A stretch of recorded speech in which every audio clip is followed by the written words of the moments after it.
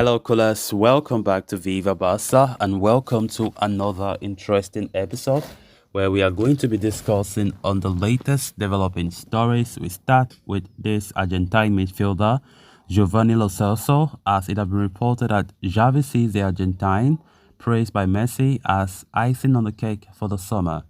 We are going to be discussing on that as we progress. Then, secondly, talking about this report claiming that Laporta and the Barca board are open to the idea to open a franchise club in the Qatari League. We're also going to be discussing on that. So guys, as we get right into the full stories, please do ensure to subscribe to the channel if you haven't. Turn on the post bell notification to always stay notified whenever I post a new video. Consider liking the video and please watch it right up to the very end. Barcelona's midfield is stacked heading into the new season. If the trio of Pedri, Gavi and Frankie de Jong was not versatile enough, the imminent arrival of Ilkay Gundogan elevates the department to a whole new level. Yet, the German's arrival may not mark the end of the Blaugrana's midfield signing spree. After all, Xavi really likes Giovani Lo Celso and still sees him as a viable option to strengthen the setup. According to a report from Javi Miguel, the Barcelona manager sees Lo Celso to be the icing on the cake in his project. He values the 27-year-old Argentine international's versatility and quality and sees him as the right fit. The report further adds that Lionel Messi had a crucial role to play in the Spanish tactician falling in love with the midfielder. Leo is said to have spoken high praise about Lo Celso to Xavi some years ago, even calling him the best player in the Argentine national team. The 27-year-old was on loan at Villarreal from Tottenham last season, scoring 2 goals and providing 3 assists in 22 La Liga appearances, with 1.4 key passes and as many shots averaged per game. He was impactful for Quique Setien's men.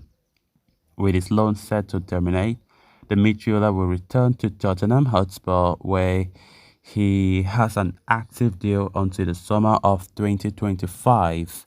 His arrival at Spotify Camp Nou would be a dream, but his contractual situation makes the move complicated.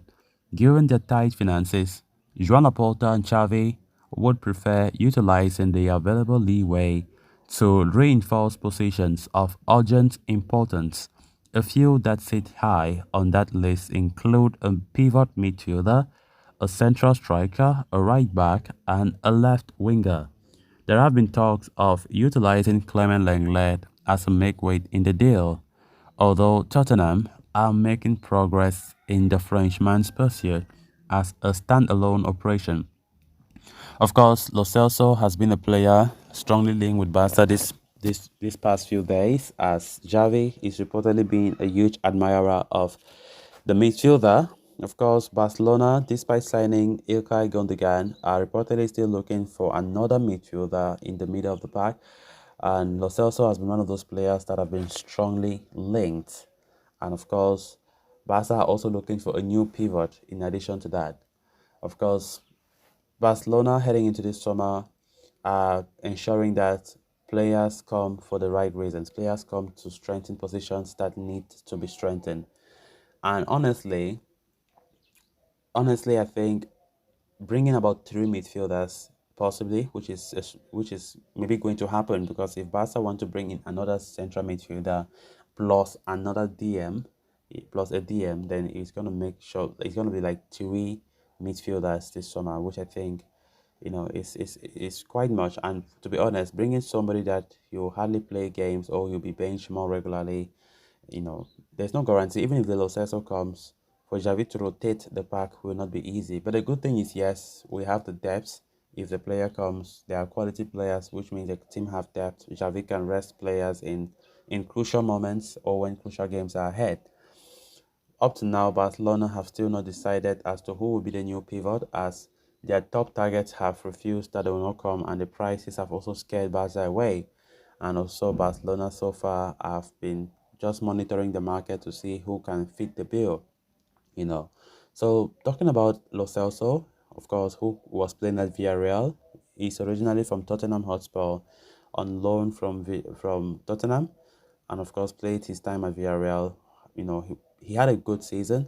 He had a good season. That is why Javi is really admiring the player and is strongly considering him to join the club next season. But as it stands right now, there is no guarantee that he will come. Barcelona have been trying to convince Tottenham Hotspur if they can use Clement Lenglet in that operation, but it looks as though Tottenham are not buying to that. They want to operate Lenglet's own issues separately, because we spoke about Lenglet that Tottenham wants to sign him permanently, but what they have told Barca is they have about 5 million euros to sign him. 5 million euros to sign the player. So it remains to be seen if actually that deal will go through, and if actually the deal for Lo Celso will also go through. And let's not forget that Lo Celso is not the only player currently linked as a midfielder now. We have players like Alex Baena, Ada Gula, and so on and so forth. So let's see actually if Javi will succeed to get the players that he really likes. Then moving on to the final story of discussion. Over the past week, FC Barcelona president Joan Laporta spent a lot of time in Qatar as he held several meetings and attended various events in a bid to generate fresh revenue for the club. Much of the trip was spent in meetings and Bahadi Holding, whose chairman, Mohammed bin Abdullah, um, had already paid a visit to Spotify Camp Nou in the season gone by. As per the report, Barcelona have been offered an opportunity to open a franchise club in the Qatari League by the local businessmen as an idea to attract more big clubs in the future. Obviously, that proposal is in very, very nascent stages, and the model needs to be studied carefully for legal and other possible repercussions. But it is an avenue that Barca might consider exploring, especially given the financial situation at the club. The owners of Manchester City operate under such a model, with the City Football Group owning several franchises across the globe, such as New York City FC, Mumbai City FC, Girona, Melbourne City FC, Yokohama FC in Japan, among many others. So, as mentioned earlier, that idea is still in a very initial stage, and FC Barcelona could look into that possibility given their popularity across the world as one of the biggest clubs in the world and the revenue streams that such might end up bringing. So, guys, with that, we have come to an end of this episode. Thanks so much for watching. Until next time, bye for now.